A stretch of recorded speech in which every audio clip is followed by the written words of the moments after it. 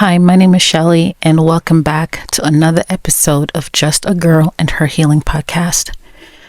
I'm really glad you're here with me today, and I hope you're doing great. Honestly, today's episode is one of those conversations that comes from a place I don't always talk about out loud. I felt this pull, this nudge in my spirit to sit with you and unwrap something we don't say enough. So a gentle warning, this episode is going to be a bit longer than usual, but if you can hang with me to the end, I promise you it will worth every second. Sometimes we think we're healing when really we're just surviving. We're just pushing through. We're just numb. We're just carrying the weight, not truly releasing it.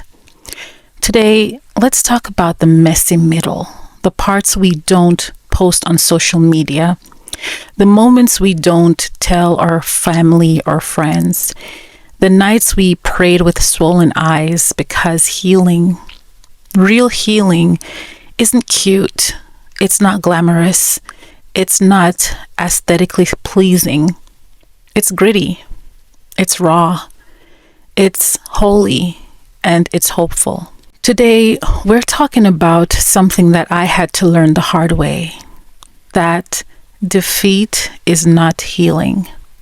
Hope is. Let me say that again. Defeat is not healing. Hope is. And I want you to breathe that in. Just let it echo through your chest for a second. I want to start this conversation by talking about the places where defeat used to live in me. You ever felt like life has thrown you so far down that you start believing that the floor is where you belong? I've been there. I know what it feels like for your spirit to quietly whisper, maybe I should stop trying. Maybe this is it for me. And when you're in that place, it's almost like the ground becomes a strange kind of shelter. Not a safe one, but a familiar one. It's the kind of place where you start doubting your ability to rise again because the fall took so much out of you. Your mind gets quiet in a way that it isn't peace, it's resignation. And you start wondering if fighting for yourself is even worth the emotional cost. And if I'm being honest, there were seasons where I didn't dream at all. I didn't imagine better days or picture myself rising out of the mess I was stuck in. I kept my hopes small. In that way, I wouldn't have to mourn them. And that's what defeat does. It convinces you that you're safer shrinking. And the wild thing is, I didn't even realize how much space defeat had taken up inside me. It slowly became the lens I viewed everything through. Relationships, opportunities, even the way I prayed. I would ask God for things while secretly assuming I wasn't going to receive them. It wasn't doubt. It was conditioning.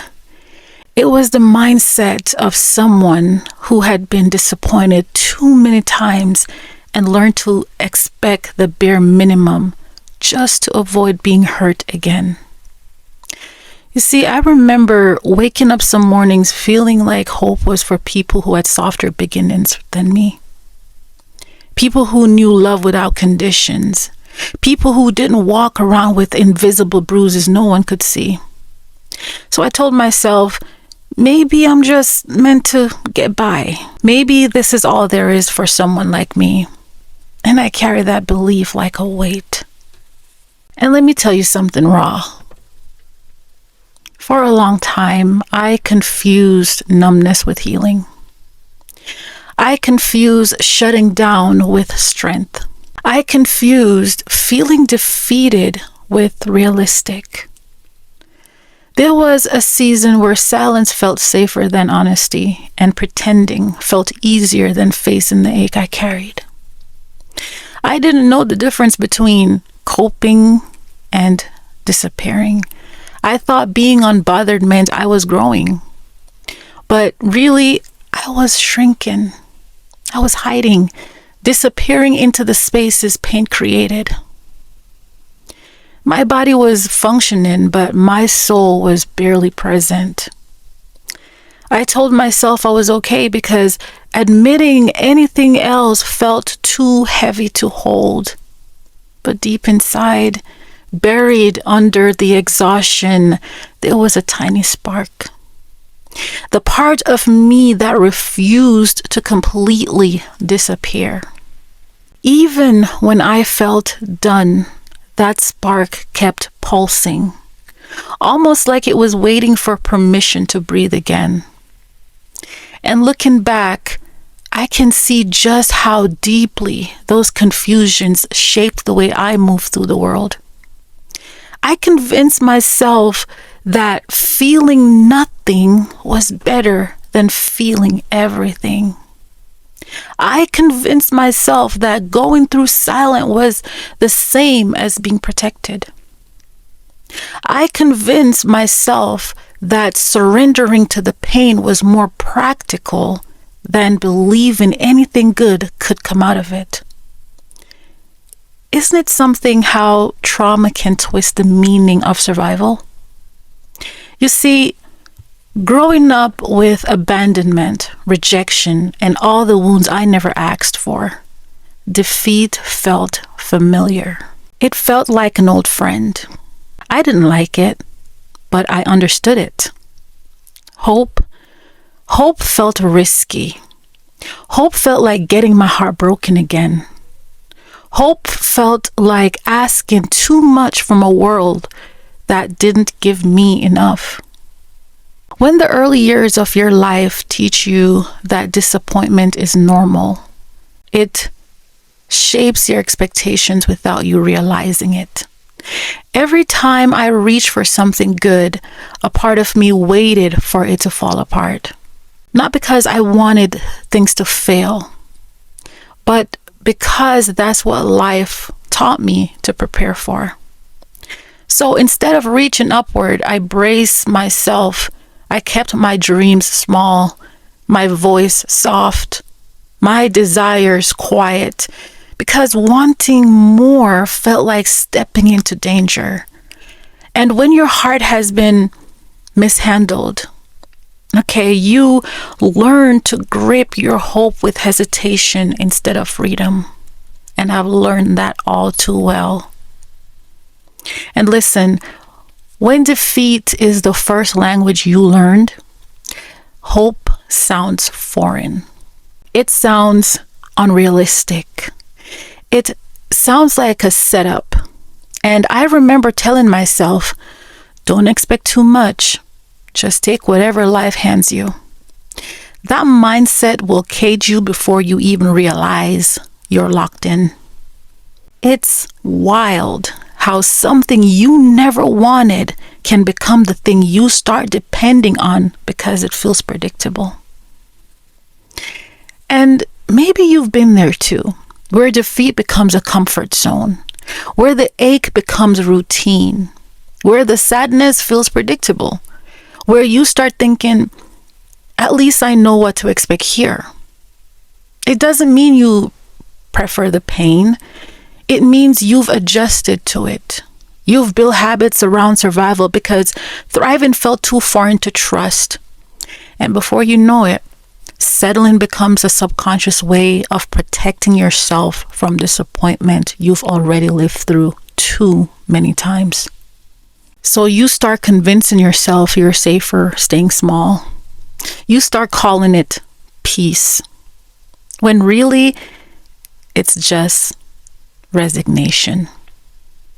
You stop dreaming because dreams require courage, and courage requires believing you can have more than the brokenness you grew up in. But listen, the truth I had to learn, and the truth I'm still learning, is this: healing cannot grow in the soil of defeat. Healing needs light, faith, warmth, belief, grace, and yes, hope. For a moment, I had to realize that my internal world couldn't transform while I was still agreeing with the voice of discouragement. I had to challenge the narrative that kept me small, the patterns that kept me hidden, the lies that told me joy wasn't meant for me. Healing required me to open the windows of my soul and let something new in, even if it made me uncomfortable, even if it scared me, even if hope felt fragile in my hands, because healing doesn't bloom in darkness. It rises where willingness and belief create room. And for the first time in my life, my love, I had to choose to believe that I deserved to rise even after all the falls. And let me tell you something, that shift didn't happen overnight for me. Not at all. It took me facing the parts of myself I tried to bury. It took me acknowledging how long I'd lived in survival mode. It took me letting myself unravel before I could rebuild. But slowly, sometimes painfully slowly, I realized that defeat was never my destiny. It was just a season I lived in too long, a room I forgot I had the power to walk out of. And hope became the doorway. And looking back now, I can see how deeply those early cracks shaped the way I carried myself. You see, I used to walk around expecting disappointment before anything even happened. It was like my heart was trained to brace for impact, even when no one was throwing anything at me. There were days when I woke up already tired, not because I didn't sleep, but because I was worn out from pretending I was okay. I had mastered that mask so well. The one where you look fine on the outside while everything inside feels like it's slowly collapsing. And the thing is, defeat doesn't always show up loud. Sometimes it creeps in quietly. It whispers in your routines. It settles in your choices. It hides in the way you stop dreaming because dreaming feels dangerous. It convinces you to play small, to hide your hurt, to settle for survival instead of reaching for something meaningful. I remember seasons where I didn't even notice how much I had shrunk because I wasn't angry. I wasn't crying. I wasn't shouting. I was just existing, floating, going through motions, and people would look at me and say, "You're strong," not realizing I wasn't strong. I was just disconnected. And that's the thing about defeat, my love. It teaches you to disappear inside your own life. There were moments when I look at everyone else and wonder how they kept going with such ease. I thought something was wrong with me. Like maybe I wasn't built for happiness. Maybe I didn't have the wiring for joy. Maybe I was just meant to endure instead of flourish. But somewhere deep down, there was still a spark I couldn't completely bury. It was like a tiny flicker inside of me that refused to die. Even when everything felt heavy, and I didn't know it then, but that tiny flicker was the beginning of my turning point. That small, quiet part of me was the piece that wouldn't surrender. The part that whispered, even in the darkest moments, "There is more for you than this." Not loudly, not confidently, but just enough for me to hear. And that whisper, that faint little echo inside my chest, it reminded me that defeat was never my home. It was just where I had settled because I didn't know anything different. And you know what started shifting things for me? realizing that defeat wasn't my identity. It was a habit, a learned pattern, a survival mechanism that had overstayed its welcome.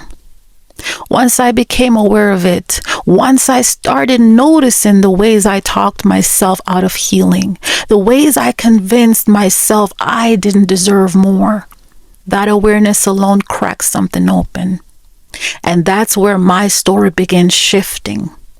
Not in a dramatic moment of breakthrough, but in a gentle, barely noticeable awakening.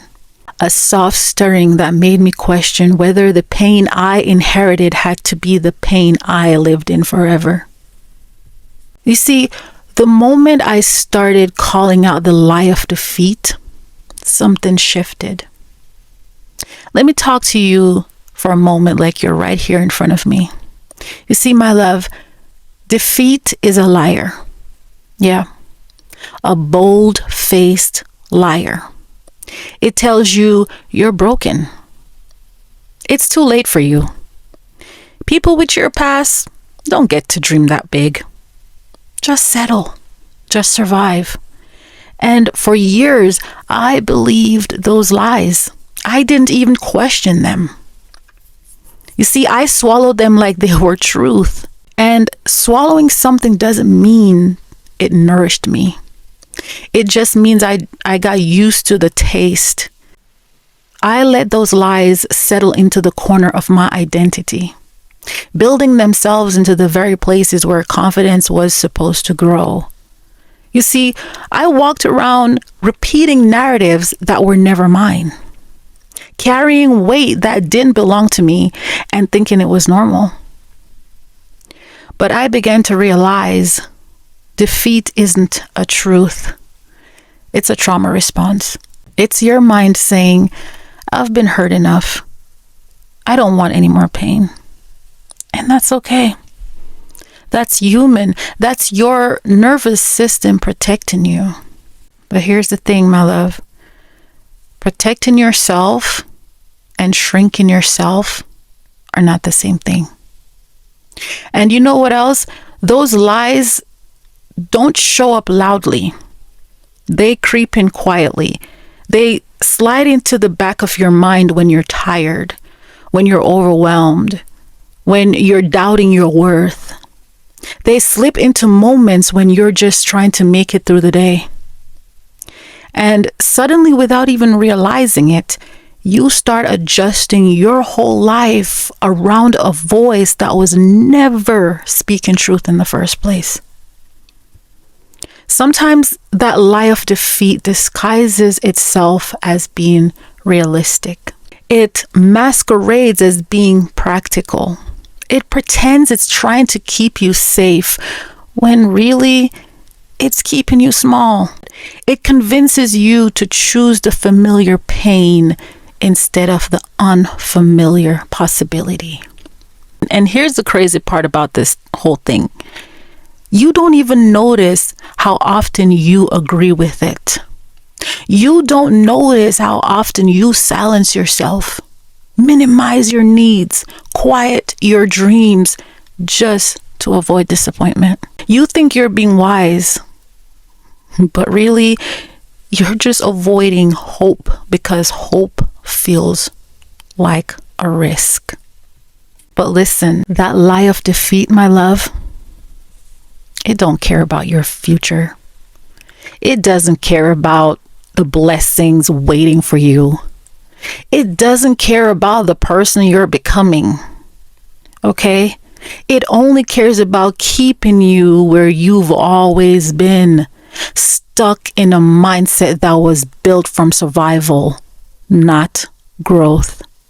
And once you start calling that lie out, once you start recognizing the ways it tries to shape your choices, your confidence, your relationships, something inside you wakes up. Something starts shifting. Something starts remembering that you were never meant to live beneath your own life. Because when you expose the lie, You give yourself permission to want more again.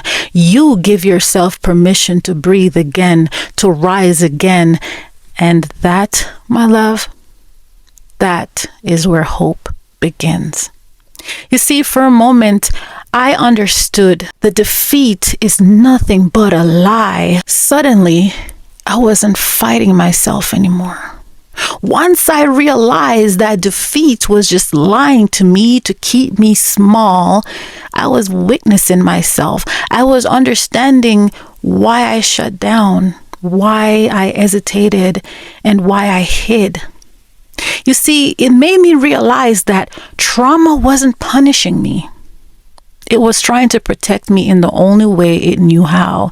And that realization alone changed the tone of my inner dialogue. It gave me compassion for the parts of me I used to judge so harshly. And when you really let that truth sink in, you stop shaming yourself for the ways you survived. You stop criticizing the coping mechanism that held you together when you didn't have anything else. You see, you begin to see that the version of you who felt defeated wasn't weak. They were exhausted, super exhausted, overwhelmed, and still trying their best with very little support.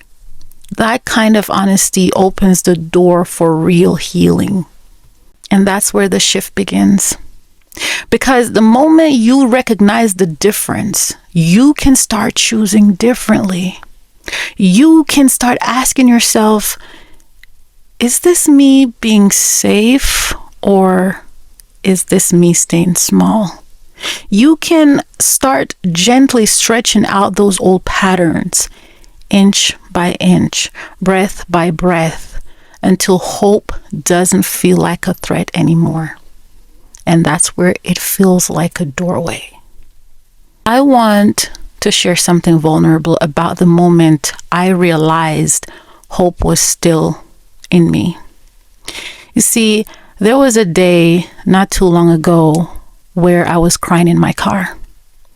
One of those deep, soul-shaking cries that leave you gasping.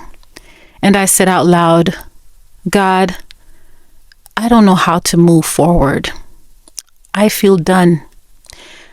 I remember gripping the steering wheel because it felt like the only thing keeping me from falling apart completely. My chest was so tight, my breath was shallow, and my whole body felt like it was collapsing inward. I wasn't crying pretty tears. I was unraveling, breaking open in a way that felt uncontrollable. It felt messy and terrifying. It was the kind of grief that makes you afraid of yourself, afraid of the magnitude of everything you've been carrying in silence. And without exaggeration, something inside me whispered back, but you're not done. And it wasn't dramatic or poetic. It wasn't one big cinematic moment where everything instantly made sense. It was small, barely audible, but it cut through the noise of my fear with a clarity that I couldn't explain. It was like a gentle tap on the locked door of my heart, reminding me that something was still alive in there, even if I couldn't feel it yet. I didn't know if that was the voice of God, an angel, my higher self, or the piece of me that refuses to die. But I knew it wasn't defeat. Defeat is loud and destructive. The voice was soft. It was steady and it felt certain. That's what hope sounds like. Hope doesn't scream. Hope doesn't demand attention. It doesn't bully you into believing in yourself. It shows up quietly in the cracks of your break-in, in the stillness after the storm, when you're too exhausted to pretend like you're okay. It doesn't ask you to be perfect or strong. It simply asks you to not give up. Not yet. That softness felt foreign to me, almost uncomfortable, because I was used to the harshness of survival, the brutality of pain, the familiar weight of hopelessness. But this softness felt like mercy, like a breath I didn't know I was allowed to take. And that was the moment I knew hope had never left me. I had just stopped listening. I had drowned out with fear, with shame, with all the beliefs I built around my unworthiness. I had silenced it every time I told myself that my story was over, that I was too damaged, too late, too tired to keep going. But in that moment, in that quiet darkness of my car, I realized that hope doesn't disappear. We just disconnect from it when life becomes overwhelming. Hope doesn't abandon us. We distance ourselves from it because believing in something good feels dangerous when all you've known is loss. That moment didn't fix everything. It didn't magically erase my pain, but it shifted something. A small, barely noticeable shift that changed the direction of my healing. Because for the first time in a long time, I didn't feel completely dead inside. I felt a flicker, a spark, a presence. And even though it didn't solve anything, it reminded me that I was still here, breathing, hurting, but still here. And sometimes that is enough to begin again. Let me tell you what hope actually is. And this one won't be the pretty version, okay? Hope isn't butterflies and sunshine. Hope isn't positive affirmations and smiling through pain. Hope isn't pretending everything is okay. It doesn't look glamorous, poetic, or graceful most of the time. It doesn't present itself with fireworks or magical shifts that suddenly make life easy. No, it doesn't arrive as instant relief or offer convenient exit from struggle. Far from it. Hope, my love, hope is gritty. It is stubborn. Hope is messy and refusing to quit, all at the same time. It shows up with dirt on its hands, bruised knees, and a heart that's still beating even when it feels bruised. It crawls through the hard days, not caring if it looks weak or tired, because survival doesn't need to be beautiful to be sacred. Hope is waking up with anxiety and saying, but I'm still here.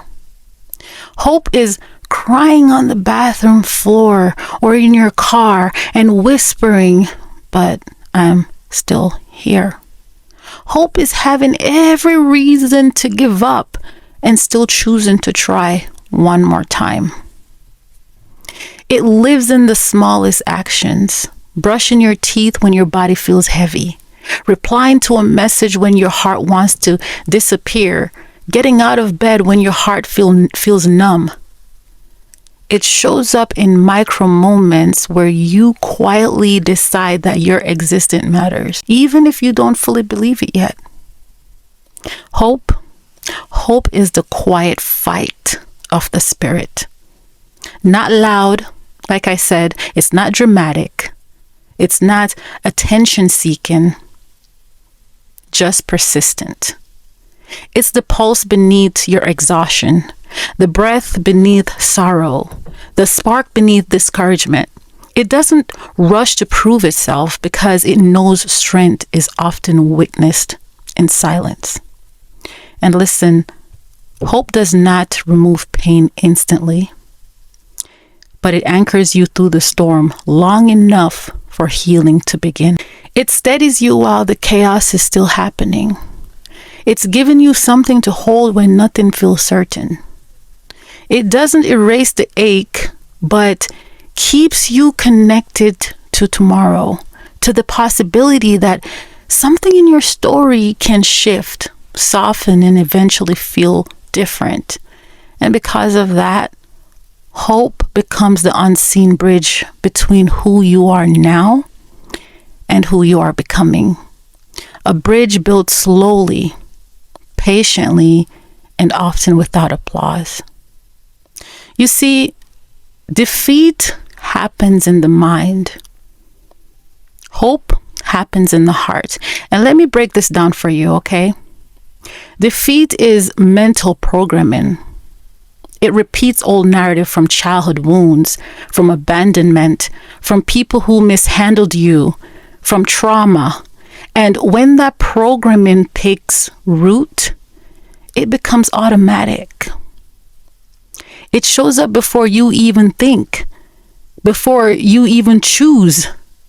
It's reacting for you, the mastermind behind everything. It shapes the way you interpret silence, conflict, change, and opportunity. It makes you assume endings before beginning ever get a chance to form. Defeat sits in the mind. It hides inside thoughts, assumptions, fears, memories. It plays old clips, voices, stories like they're still happening. It convinces you that survival is the best you can hope for. It convinces you that settling is smarter than dreaming.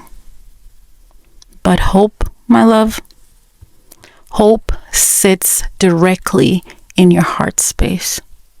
And the heart doesn't operate according to fear. It operates according to possibility. Okay? It is not rational. The heart is not logical or cautious. It's remembering things the mind has tried to erase.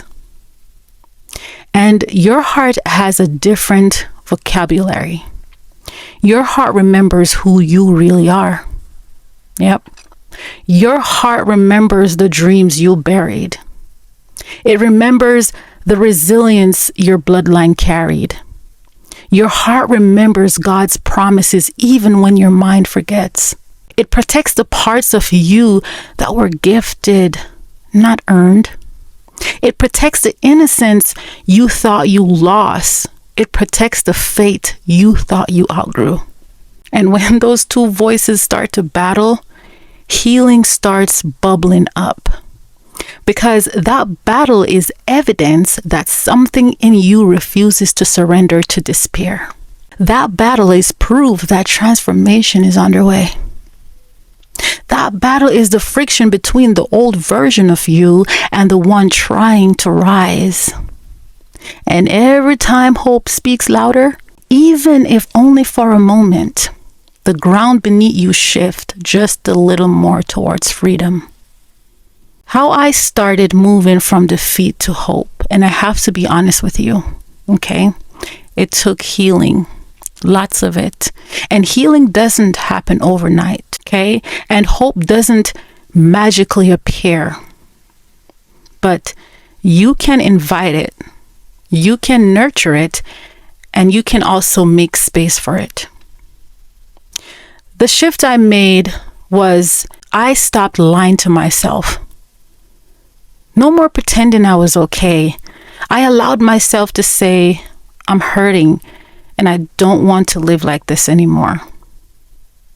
I started talking to God from a raw place, not the pretty prayers, the trembling ones, the God, I don't know what to do type prayers.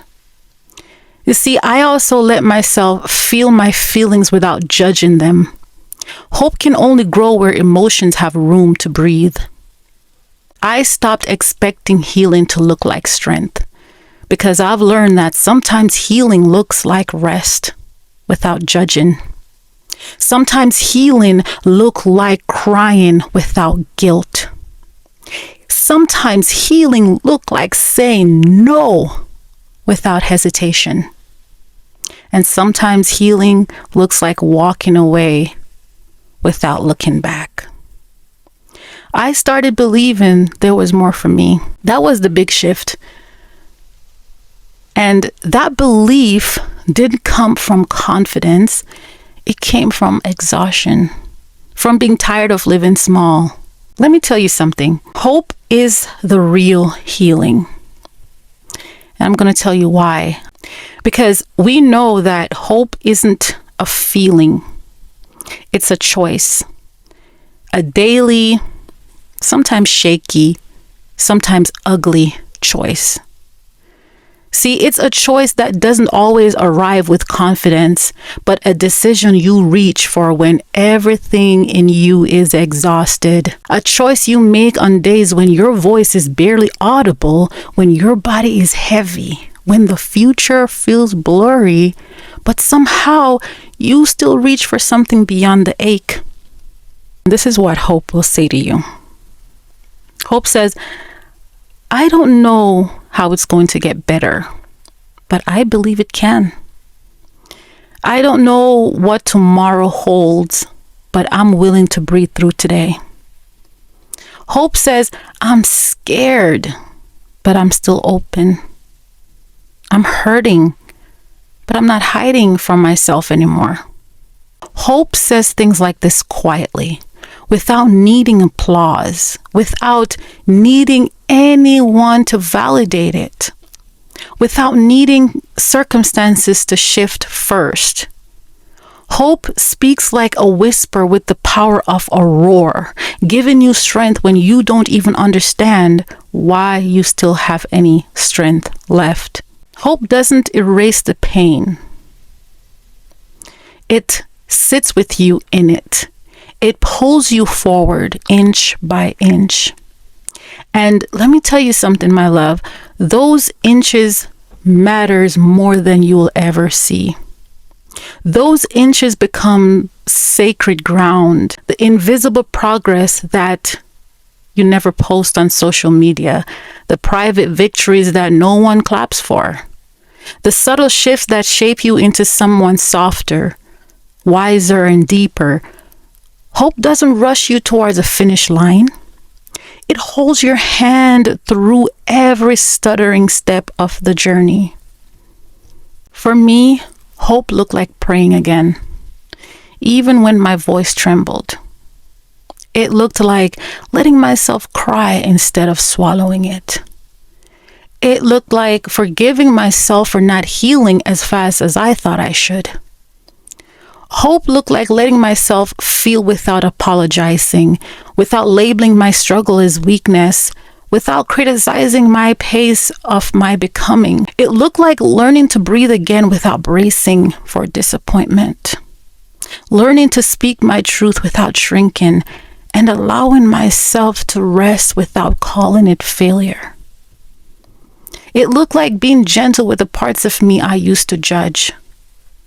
Hope looked like extending compassion to the neglected corners of my soul, letting softness replace punishment, honoring the vulnerability I once despised, and learning to cradle the younger version of me that carried burdens they should have never had to carry. It looked like recognizing that tenderness is strength and that healing doesn't demand perfection, my love. It requires presence. See, because hope is the small flicker you protect with your hand when the wind is violent.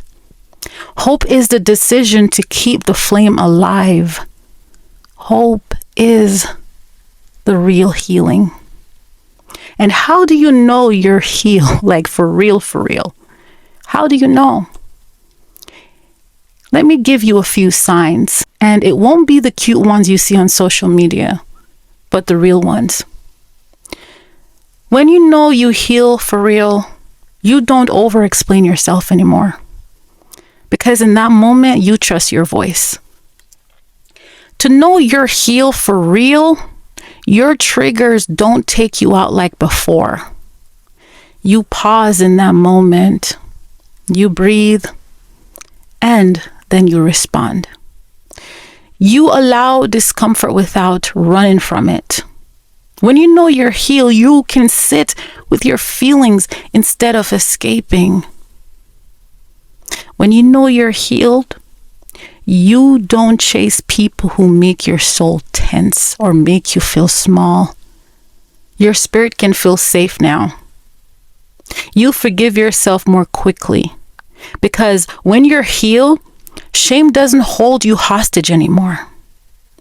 You became softer, not weaker, softer, because the armor you once carried isn't needed in the same way.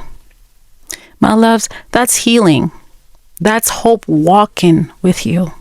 Don't confuse defeat with healing, because healing is movement. Healing is breath. Healing is growth. Healing is softness. Healing is honesty. And if you're in that place where you feel numb or tired or stuck, I want you to know this. My love, you are not failing. You're not going backwards, okay? You are not broken beyond repair. Before I close, I want to leave you with a few questions you can sit with. Okay, you can journal them if you want, but mainly I want you to ask yourself, where have I been confusing numbness with healing? What lie of defeat I have been carrying as truth? What moment in my life proved that hope still lives in me? What part of me is ready to heal even if I'm scared? What is one thing I can choose today that aligns with hope instead of defeat? Sit with these and let them speak back to you. Okay?